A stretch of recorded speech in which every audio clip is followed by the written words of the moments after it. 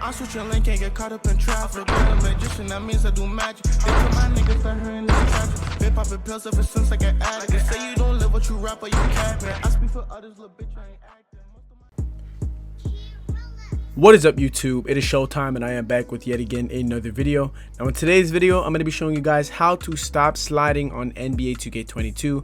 Now before we get started, I want to give a big shout out to Elite Badge Grinding Services. For any of you guys in need of any badge grinding services, if you guys want to get to 99 but you're too lazy to do it, or if you guys want to get some rep grinding done, go ahead and hit them up on Twitter. I will leave links to their services in the description down below. Make sure to tell them that I sent you. I'd really appreciate if you guys do that. And with that being said, we can kind of move on with the video. So there's been a lot of you guys complaining about you guys sliding on defense. So as you guys know, on current gen, I find this is more of a problem. For next gen players, not a lot of people are sliding. The defense is great, but 2K22, its defense still has some flaws and sliding is unfortunately still a thing. So I have some tips and some methods you guys can use to actually avoid you guys from sliding and being able to just ultimately play a lot better defense. So if you guys want to learn how to, some tips and some methods I have for you guys, make sure you guys watch to the end. I'd appreciate if all of you guys please do like, comment, and subscribe in the video. It is greatly appreciated. And honestly, with all of that being said, we can get straight to today's video on how to stop sliding and play a lot better defense in NBA 2K22 current gen.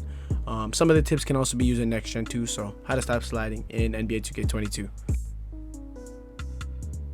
Now my first real tip here for you guys is we're going to kind of play around with the controller settings. There are a few important settings that you guys have to have on, which are going to better your defensive abilities and also going to prevent you guys from sliding. So I did get the help of a few friends. I did ask some logs. I asked around for some settings that other people use, and I'm kind of just going to show you guys which settings you guys should be using. So pro stick defense, I always have this on absolute. It's best you guys keep it on absolute.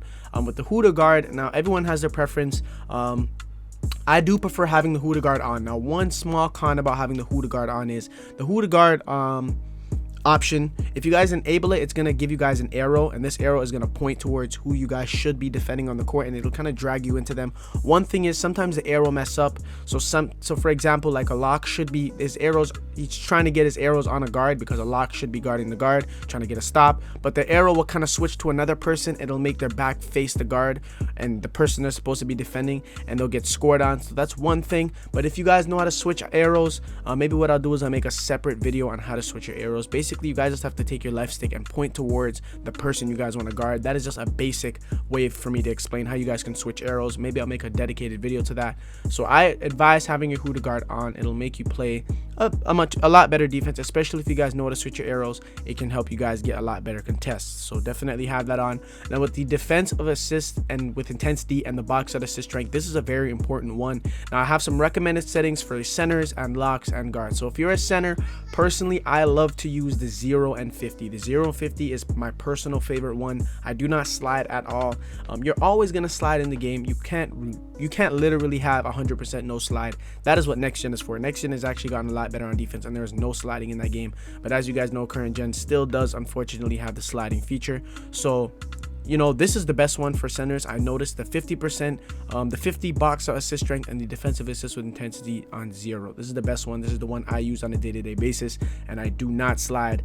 If I do slide, it is because I'm delayed or my Wi-Fi is bad, which is not the usual. So I play pretty good defense, and I really do like mine on this. If you are a lock or if you are a guard, I did get this setting from a lock that I play with every day. He is really, really good. Shout out to Realist to Ever, my guy.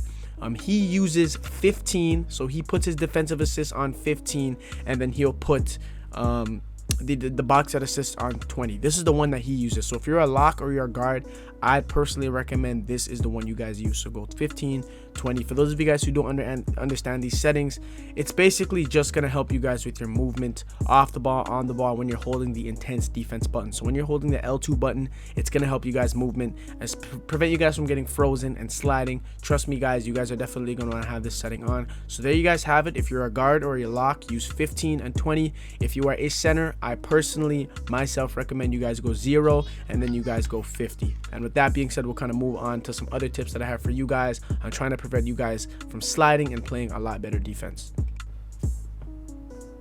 Now what I'm going to do here guys is I'm actually going to show you guys some badges that may help with you guys sliding and on ball defense. There are definitely some badges that will attribute to how good you're able to play defense and will also help with your movement overall when you're playing defense. So the very first badge is the clamps badge. Clamps, if you're a lock especially, you're definitely going to need this badge. Guards also, what this does is boost the ability to stay in front of the ball handler on the perimeter. So it's actually going to help your ability to stay on the person you're guarding, especially when on the perimeter. It's an important badge, and it will definitely prevent you guys from getting crossed up, from not being able to play perimeter defense. It will help with all of that and with your sliding too. It's personally a badge that it's a must-use badge for basically any defender build. As a center, personally, I do use it.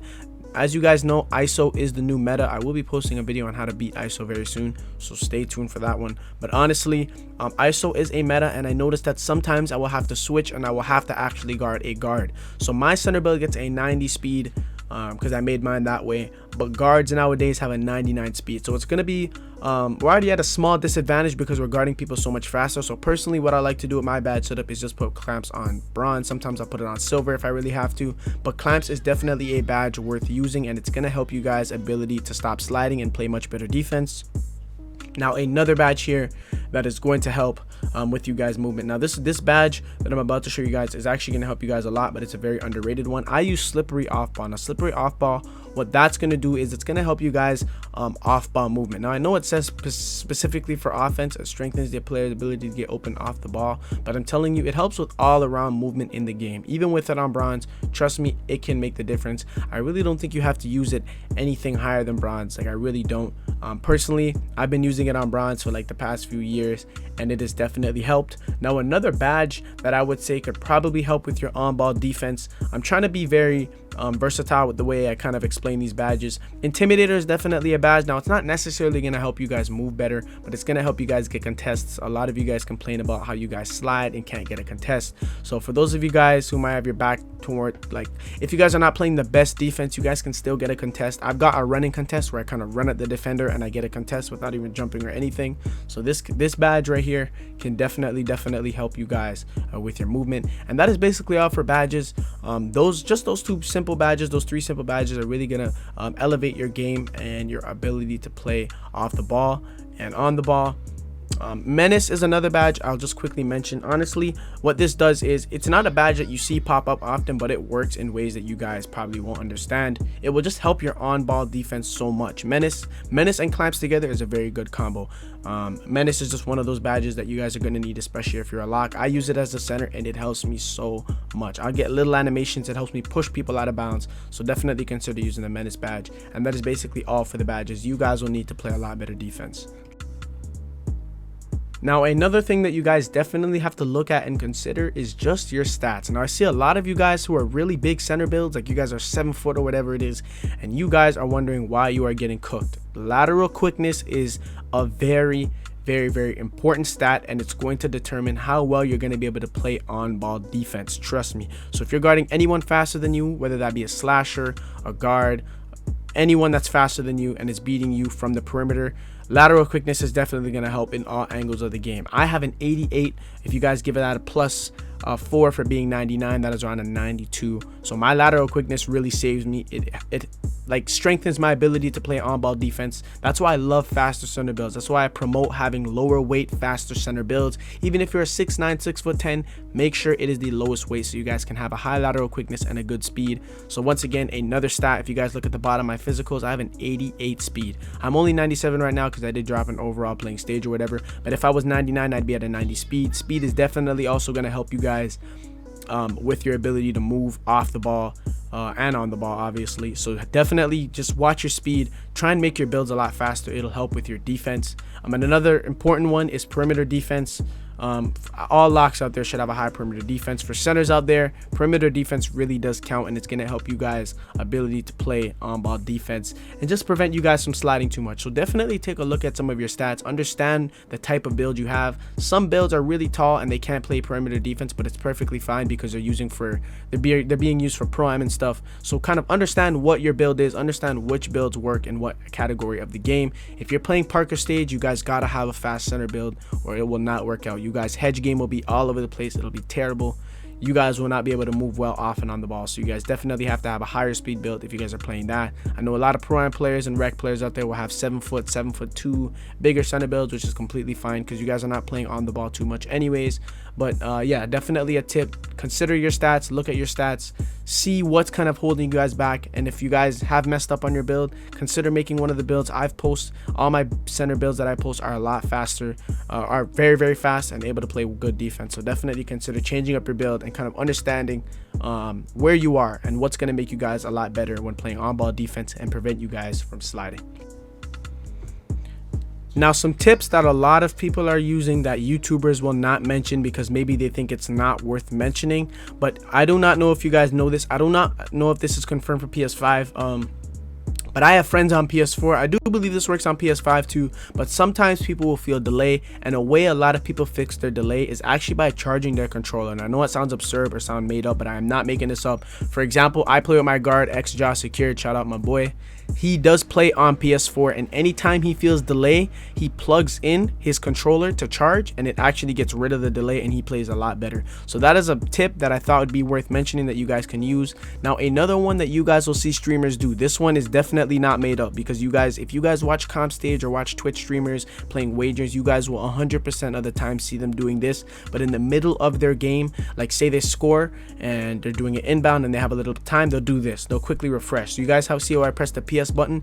I believe this works on PS4 too. It's not limited to just PS5, but I see a lot of people on PS5 do this. What this does, it actually refreshes the game and will get rid of lag. So if you're in the middle of a game and you're just delayed and you're just sliding and you're all over the place, give it a quick refresh. Maybe when someone commits a foul, or if it's an inbound play and you have a few seconds, quickly hit the PS button, the dash button, the dashboard button, whatever it is, give it a quick refresh and then come back to the game, and it will actually help you guys to get rid of delay. So that's some tips that not a lot of people will probably talk about or show you, because not a lot of people even know it, but those are two that will help you. And one last thing that I think is worth mentioning, for some people this may be out of their control, but having an Ethernet cable cord is going to help you guys a ton. Like I'm telling you guys, I personally have Ethernet. I have a gaming PC and I have my PS5. I have two Ethernet cords running all the way from downstairs to my room, and I do not lag, I do not delay, I do not slide. The only time you guys will truly delay is if you guys are in a park that you're not supposed to be in. So as you guys can see over here, if you guys look in the bottom left corner, it says neighborhood East. I live in East. I am an East player. I'm on East servers, so I'm not gonna really get delay. Say I'm an East player and I'm playing on West servers, I'm definitely going to be delayed. So make sure you guys kind of look where you're playing, make sure you guys are not in the East. Sometimes I'll join and I'll just randomly be in a West and I was playing delayed the whole time, so keep that in mind. But having an Ethernet cable and just some good internet in general is definitely going to show you guys or make you guys play a lot better and prevent you guys from being delayed or sliding. I have a gaming setup. I was thinking about doing a gaming setup video, and maybe I can recommend you guys some of the cords and some of the things I use to improve my gameplay and my content creating. But that is all for today's video, guys. I hope you guys did enjoy this video. I hope the tips that I did provide for you guys were useful. I didn't want to lie about any of the tips. All the tips that I have for you guys are 100% facts and truthful. So I hope they all worked for you guys. Definitely use them. Let me know how they work for you guys. Let me know how you guys like the defensive assist settings. Let me know if the refreshing works for you. That is definitely a main one where you guys just refresh. It's really good. But yeah, please do consider leaving a like, commenting, and subscribing. It would be really appreciated. My goal is to one day obviously hit 1 million subscribers on YouTube, so I'd really appreciate it. And honestly, guys, I will see you guys in the next one.